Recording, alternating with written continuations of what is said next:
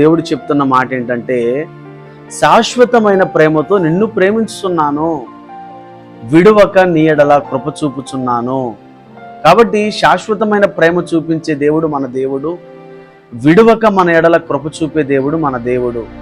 మరి శాశ్వతంగా ప్రేమించే ఆ దేవుణ్ణి మనం ప్రేమించాలా?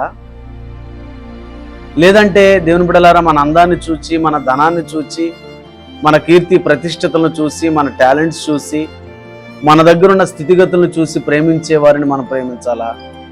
అంటే మనుషులను ప్రేమించొద్దని కాదండి నా అర్థం.